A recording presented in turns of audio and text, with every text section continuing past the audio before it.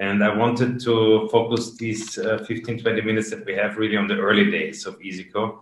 That's where I also spent most of my time together with this company, and I think it's just such an amazing, crazy entrepreneurial story that maybe that part of the amazing Iyzico story hasn't been told that much.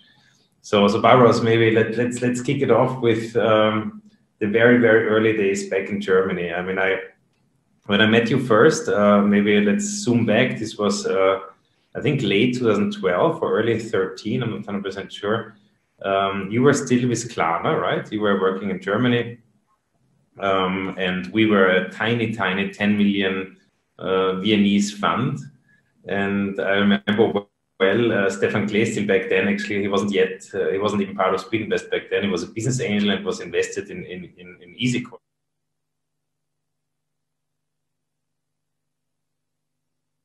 Team along, and you guys walked into the office, perfect suits, perfect business attire.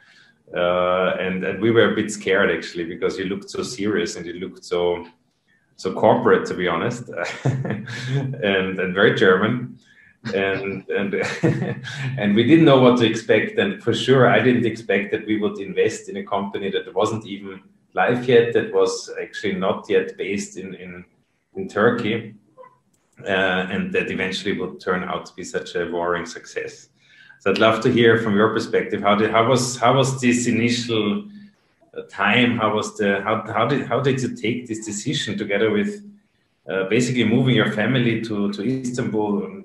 I mean, all these crazy things that you did, and then picking Speedinvest, which was a very unlikely investor, to be honest, in like having no presence in Germany back then, having no presence in Istanbul back then.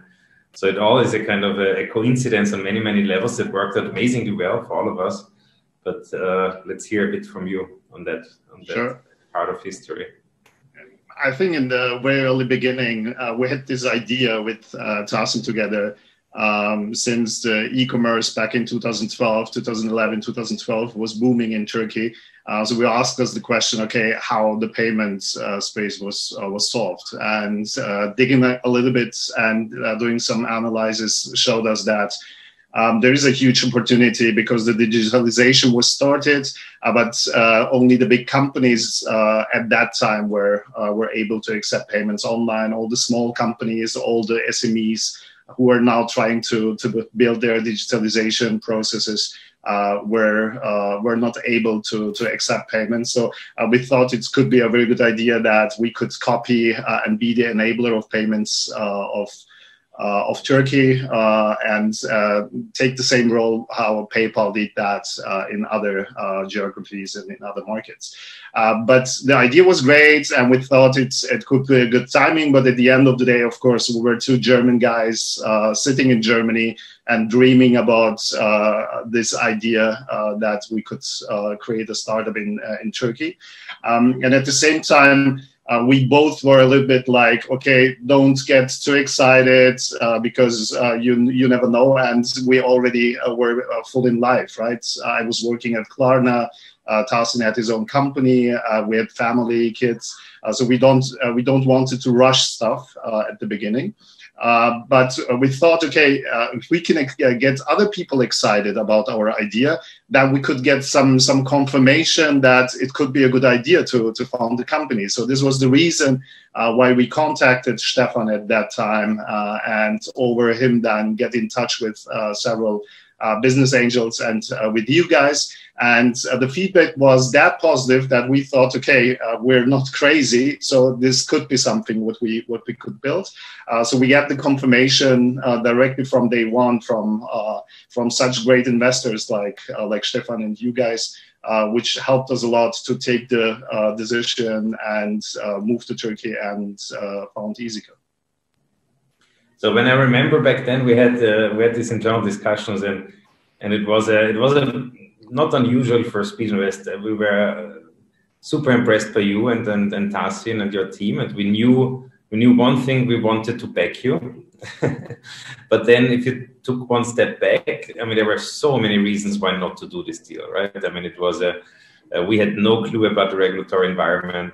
There were many reasons where you say, okay, how could guys that lived in Germany move to Istanbul actually understand the market, understand the intricacies of the ecosystem there, the local banks, politics, all these reasons. And at the end of the day, we brushed it aside and she simply invested in you. But that must have also been a major concern for you, right? I mean, maybe let's fast forward a bit. Okay, we did this investment. You and Tassin moved to Istanbul. How did you work your way around in this first month? I'm still fascinated.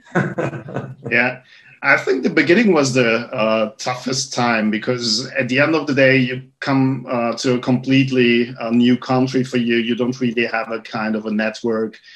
You don't really know anyone. And at the same time, it's not like that you sit around and try to build a website and try to sell stuff online. It's like building a payment company, which is required that you get the trust of people, and that other companies trust you so that you can manage the payments for them. Most probably the critical part of the e-commerce. So therefore, it was not very easy at the beginning, since we also not knew how to make business in Turkey, right? I always tell the story that at the beginning, getting a meeting in Germany in a business life, it's the toughest part, because if you get the meeting, then this is a kind of yes, it could be that we can do business together. In Turkey, it's the easiest part to get a meeting. So if you say, can I come around and have a tea together, then everyone would invite you, but this means nothing. And at the beginning, it was a kind of getting the expectations right. Getting a meeting means not that you will close a deal. But yeah, from time to time, and also with the right setup mindset, I think it worked out. The first thing what we did very clearly is don't compare this to Germany or to other markets you make business. Try to understand completely the new markets. And try to understand the dynamics, how the rules are. And I think it was a lot of learning at the beginning, the first couple of months. And then, of course, then trying, when you create a team in Turkey, try to understand also how management works in Turkey, how you lead people, what's the expectation from them to the leader team. A lot of learning, a lot of observation, a lot of understanding. This was major tasks for the first months. What was the one moment where you felt this was the wrong decision, or one where you felt, okay, this is getting close to failure? Yeah, I think I had a couple of times this moment, and in that specific times, I think it helped a lot to have a co-founder on your side who is not I think from our journey, we learned a lot with Tassin. Tassin was more the stable guy who was not very excited about things, but also not very down if things tried to fail. I was a little bit the different guy, so I was very excited, but sometimes also very down. So Tassin kept me on track. So therefore, it was very important and very helpful to have someone on your side who can balance you in these situations. But yes, of course, I had a couple of these times where I said. I also remember when we did the A round, I guess, with 212 and then later EBRD. That for us. IFC. IFC, sorry. Then it eventually was IFC. We discussed also with EBRD, and then eventually it was IFC with Kai. That for us was a major step from the outside, because it gave us this, so to say, local or regional proof point with 212 that we hoped would also, so to say, safeguard you in the ecosystem. And on the other hand, IFC being this global institution that would give you also another kind of protection. Was this just an outside view, or was this actually real? I mean, were there any moments where having these investors on board made a difference beyond the capital and the guidance and the good relationship I know you have with Numan? Or? Of course. I think this is something what I'm telling all new entrepreneurs and trying to raise around. We were very lucky and very happy to always get investors on our sides, which brought something in beside the money. So it was not always about the money, but with 212, with Numan, Ali, we got really cool guys on our boards who helped us a lot also in our networking in Turkey and trying to open up all the doors for us here. With IFC, of course, we get the first proof points also against banks as partnerships. This was a kind of a certificate that, okay, you can trust this company because IFC invested into it.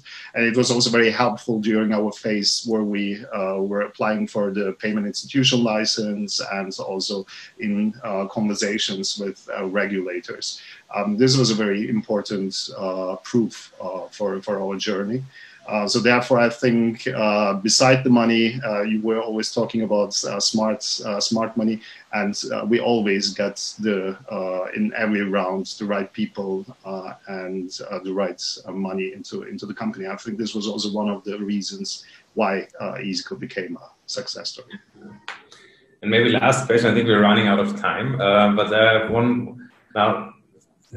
Like having witnessed many early stage startups that we supported, and quite a few were successful in the beginning, very few are able to scale and to scale at the level that you did, and to actually keep accelerating and keep getting better simply.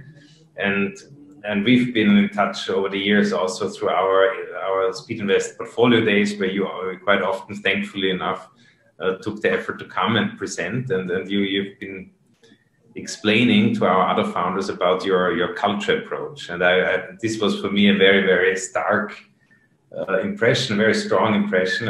Basically, you were saying back then, either you're lucky, or either you're happy, or you're out, which is unusual, right? It's not a typical approach. So maybe we can use the last few minutes on this, because I, at least from the outside, it felt that was a very important part of your success story that is maybe not yet so visible to the outside. Yeah, I think culture was something what I always thought about a lot since I grew up in Germany, and I was in contact or I was living through two cultures, and cultural backgrounds, cultural dynamics was always an important topic in my life.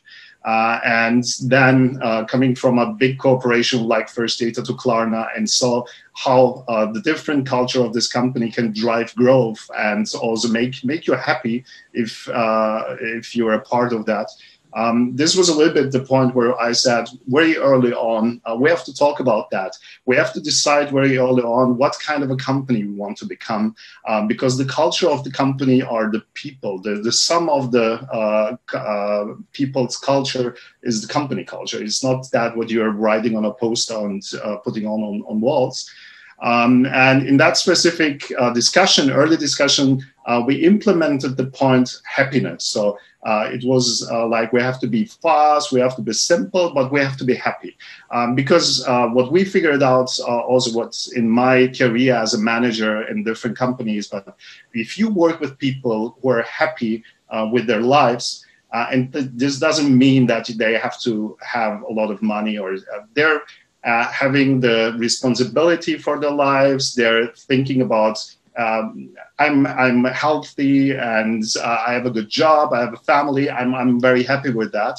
The happiness level of the people decides also a lot how productive they are and how they focus on creating things and being efficient for the company, rather than bringing their unhappiness to the company and trying to toxic, spreading out toxic into the company.